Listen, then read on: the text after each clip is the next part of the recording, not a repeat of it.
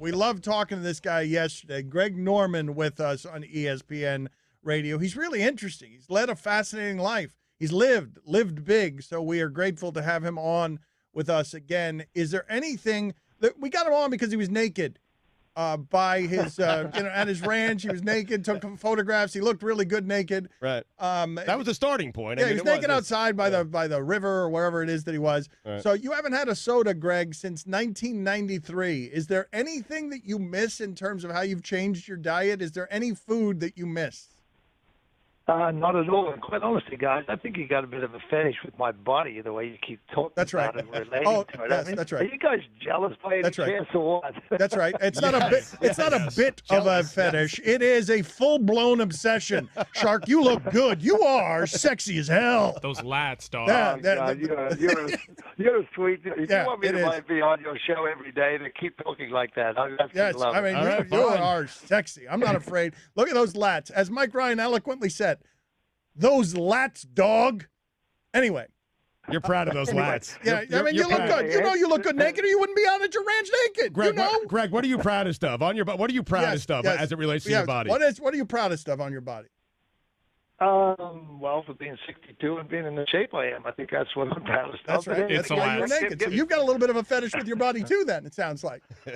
Well, you get out of what you put into it. So if you oil your machine every day, that machine's going to be nice and slick to do whatever you want to do. Yes. How often do you work out the lats, though? Well, that's part of my workout routine. Actually, the lats came out. I'll actually answer your first question first. What have I missed? I've missed nothing about a soda drink. Absolutely, you're 100% right. I gave up drinking soda in August of 1993. I got vicious headaches on the golf course, could never figure it out why, and it was all the sugar content, and that's when I decided to get into the fitness side of things, understanding what's good for my body, what's bad for my body, and ever since I gave up sodas, I've never had those headaches to the degree I had. So as for food, look, I'm not a big believer in diet. I'm just a big believer in what food is good for you and what performance your body's going to come out of it. So I eat everything from an Asian cuisine, Indian food, spicy food, Mexican food, good old roast chicken, a good piece of beef. But I also don't eat anything white either. So that's about where I sit with that. Nothing white. My lap, nothing white, nothing at all. Don't eat white potato, white rice, anything wrong with no white bread, nothing white at all. And as for my lats, I think that came from my surfing days. I was a prolific surfer before I took up the sport of golf. And for years and years and years, I was paddling in the waves. And actually, I spoke to Kelly Slater about this. It's actually a great story. Kelly Slater, I think, 9-time world champion and a very, very good golfer himself. And I think one of the things that I learned today is about my surfing career was really a very, very interesting platform about my golf career because it built up certain muscles. It built up your core strength, your glutes, your hamstrings, your abs. But it also made me very, very aware about proprioception, about where my body is in space and time during a movement. And I talked to Kelly about this numerous times, saying, hey, when we drop in on a wave, a double overhead, that board is moving all over the place, but your feet are stable, your core is stable, but your upper body is relaxed, and making all these tiny movements and adjustments to allow you to drop in off that wave without getting wiped out. So a lot of similarities.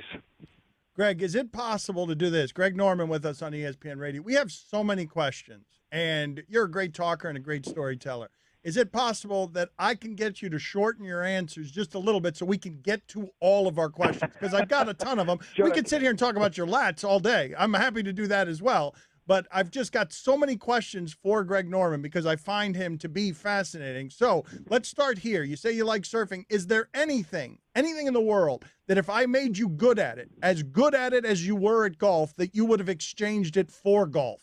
That you love it so much, whether it's surfing or something else, that you love it so much that if you could have had a comparable career in that, you would exchange your career in golf for a career in that? I would say the only career that I would have changed from my golf career would be to be the head of the CIA. Of course. Wow, I can see you doing that. No, but that. of course. Yeah. And how? And who You'd have the same code name. Yes. Who wouldn't? That's right. The shark. That's right. Yes. That's how great would that be? Where does your interest for that come from? That you would be that? Because that doesn't seem like it'd be real fun right now.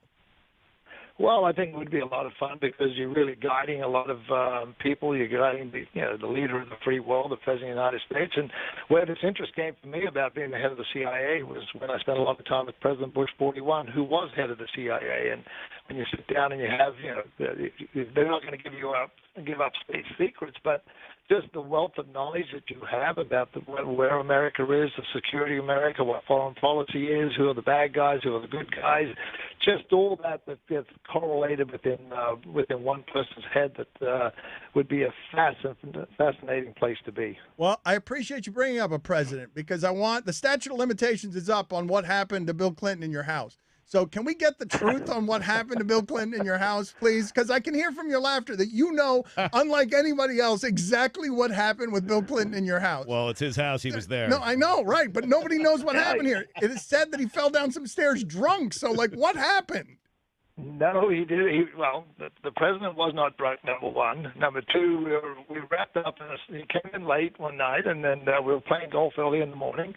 And he was leaving the stairs, and he was going down to one of my guest houses on the property, and he caught his heel on the bottom step, and he folded forward, and he tore his quad off his kneecap, and he just went down in excruciating pain. And the president never drank either. He was, he drank his, soft drinks or whatever tickled his fancy, but he never had alcohol that I knew of when he was in my presence, and it was really just the most interesting of 35 seconds because all the counter-assault team and the Secret Service came running out when they heard him screaming, and he landed on my knee, actually, and I had to have 3 surgeries after that. So wait a minute. What the hell happened? Wait a minute. There was no drinking involved? It's just you and Clinton were clumsy? What the hell happened? You and his knee? What the hell happened? Oh, look, accidents happen. That's it. We'll leave it at that point. Accidents happen. He's protecting the president as the head of the CIA would. Accidents happen? What happened? So everyone comes in screaming? Were guns drawn? Hello? Were guns drawn when everyone comes in screaming? No, the guys were in there very quickly, actually. I was very, very impressed with the way they rounded, and especially the medical team. They were there within seconds as well. So he was in good hands, and they whisked him away very, very quickly, and that was it. The golf round was canceled, and that was it. A great relationship kicked up from there. It's like everyone's attending to Clinton, but Norman was hurt too. Norman was hurt too, and nobody was attending to him. That's great. Dining, you had dinner with Bin Laden's sniper. What was that like, Greg? How did that come to be? Fantastic guy. Quite honestly, really down to earth. I'm a big Navy SEALs guy. If ever there was a life that I would have loved to have kind of been involved with, would have been a Navy SEAL because of my love of the ocean and the skill sets that they have to do things in covert ways and get it done successfully. But he was a fantastic guy. Rob was very engaging, very understanding about what the conversation is about, and I basically met him through the Ducey, Steve Ducey from Fox and Friends, and his son. So great relationship. Haven't seen him much since then, but he was very, very open and honest about it, and God bless him for doing what he did. Greg, I know we're pushing our luck, but talk to you tomorrow. Please. Can we talk to you tomorrow? Please. I got so many damn questions. Please. I want to keep talking to you. It's okay if you don't want to. I'd understand. It'd be perfectly reasonable. Guys, anytime. I'm available tomorrow. All right, Start tomorrow. traveling on Tomorrow. Friday. We'll talk to you tomorrow. Shark! Shark! Shark! Shark! Shark! Shark! Shark! Let's!